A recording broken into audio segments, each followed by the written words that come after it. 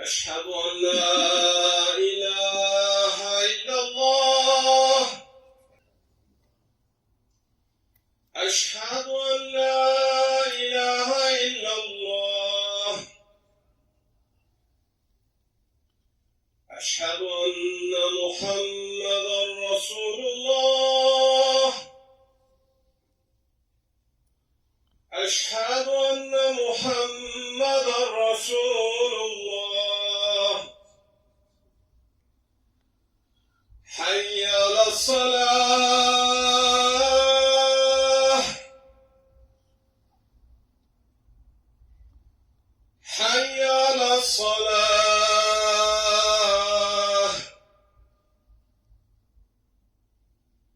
حي على الفلاح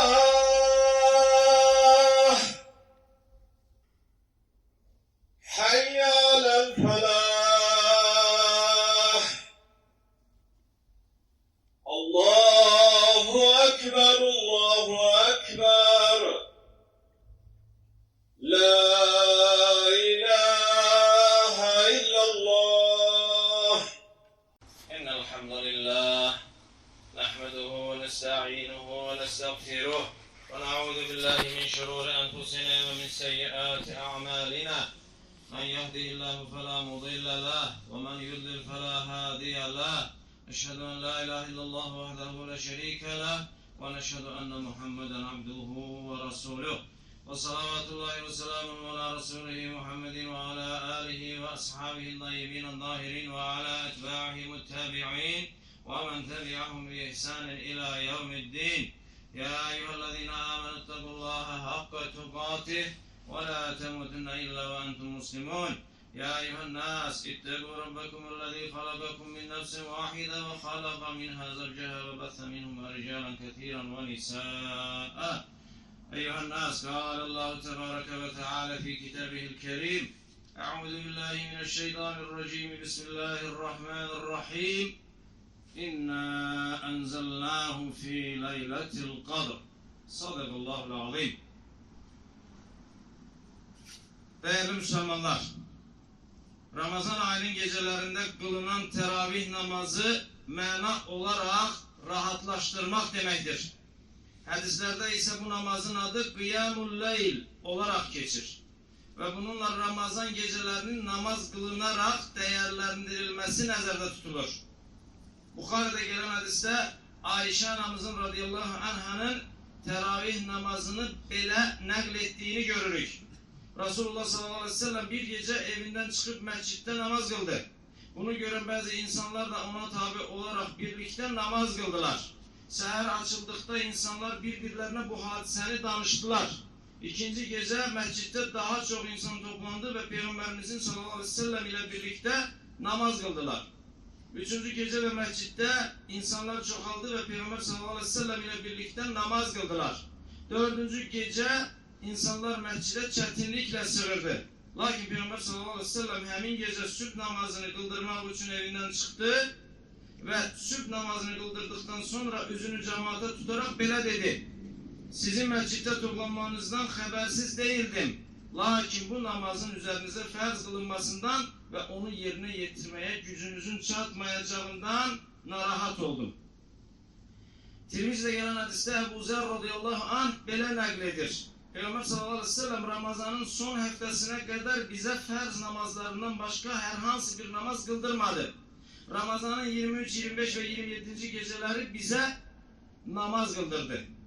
Nesai'de gelen hadiste ise uşaklıkta Peygamberimizi gören Numan İbn Beşir radıyallahu anh Peygamberimizin sallallahu aleyhi ve sellemin Ramazan'ın 27. gecesi kıldırdığı namazı uzattığını nakletmiştir. Bu rivayetlerden de başa düşüldüğü kimi Peygamber sallallahu aleyhi ve sellem ümmetine farz edilebileceğinden korkarak teravih namazlarını müntezem, devamlı kıldırmamıştır.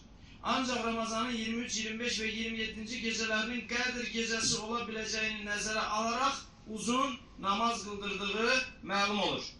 Teravih namazının rüketlerinin sayı hakkında ise hadislere baktıkta Bukhari'de gelen hadiste Ayşe radıyallahu anh anamız Ramazan ayında da Ramazan ayı haricinde de Peygamberimizin sallallahu aleyhi ve sellemin geceler 11 rükâtten çok namaz kıldırmadığını rivayet etmiştir. İmam Malik'in muvattasında ise Ömer radıyallahu anh'ın hilafeti dövründe teravih namazının 20 rükât kılındığı ve bunun Osman ve Ali radıyallahu anhuma dövründe de devam ettiği değilmiştir.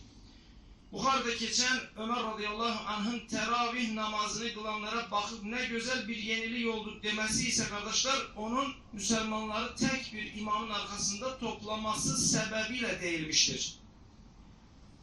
Hicretin 14. yılında Ömer radıyallahu anh bütün bölgelere haber göndererek teravih namazını kılmalarını emretti ve kişilere ayrı, kadınlara da ayrı imamlar tayin etti. Übey ibn Kâb radıyallahu anh ise Ömer radıyallahu anh'ın isteği ile Müslümanlara Mescid-i Nebevi'de teravih namazını kıldırdı. Muvattada gelen hadiste böyle değildir. İmam Bekara suresini 8 rükût teravih namazında okuyordu. Bekara suresi ne kadar uzunluğu var? 2 cüzden artık kardeşler. Hadiste böyle değildir. İmam Bekara suresini 2 rükût teravih namazında okuyordu. Bu surenin 12 rükûtte okuduğu zaman cemaat İmam kısa kıldırdı diye fikirleşirdiler. Güzel kardeşler, yani bu son dediğim hadisten çıkan mana ise budur ki ister 8 kılınsın, ister 20 kılınsın, namazın rükünleri eda edilmelidir. Namazın rükû ve secdeleri ona rükuya ve secdeye layık bir şekilde, lazımı kadar, fikirde bizim bildiğimiz kadar uzatılmalı ve çok telesih namazı namazlıktan çıkaracak şekilde kılınmamalıdır. Değerli kardeşler, Zariyat suresi 55. ayette Rabbimiz buyurur ki sen hatırlat, çünkü hatırlatmak müminlere fayda verir. Güzel kardeşler, tam 34 yıl bunlar önce fevralın 25'inden 26'sına geçen gece Xankəndindən 14 kilometre uzaklıkta yerleşen ve 7000 nefer ahalisi olan Xocalı şehrini Ermeniler mühasir ettiler ve geceden saat 5'e kadar ağır artilleriya ateşine tuttular ve 613 nefer soydaşımızı, dinc halini sırf Azerbaycanlı ve Müslüman oldukları için uşaq, koca ve kız gelin demeden bəzilərini diri-diri yandırdılar, bəzilərinin başını kestiler, bəzilərinin gözlerini çıkardılar, bəzilərini ise dəhşətli, daha bilmediğimiz şekilde zulmün her növünü reva görerek öldürdüler. 1275 nefer esir tutuldu ve onlara zulmün yine her forması reva görüldü. 8 aile tamamıyla mahvedildi değerli kardeşler. 8 aile. 24 uşaq her iki valideynini, 130 uşaq ise iki valideyninden birini yitirdi. 150 nefer vatandaşımız, soydaşımız ise tamamıyla itkin düştü. Değerli kardeşler, ben bunu nifret formalaştırmak, kim formalaştırmak için hatırlamıyorum. Sadece yaddaşımıza qazılsın diye hatırladım. Güzel kardeşler, biz bunu yaddaşımıza qazıyaq, bilək və özümüzdən sonraki nəsillərə ötürək ki, eyni faciəni, bənzər faciələri bundan sonra xalq olaraq, millət olaraq bir daha yaşamayaq. Güzel kardeşler, Allah zulmə məruz qalaraq öldürülən və zərrə qədər belə olsa imana sahib olan və Rəbbimiz huzuruna imanla çıxmış bütün soydaşlarımıza qəni-qəni rəhmət eyləsin, məğfirət eyləsin və bir daha xalq olaraq bizlərə o və ona bənzər faciələr yaşatmasın. Barakallahu leyhi ve lekum fil Kur'anil azim ve nefa'ani ve iyyakum bima fihi minel ayati ve zikril hakim.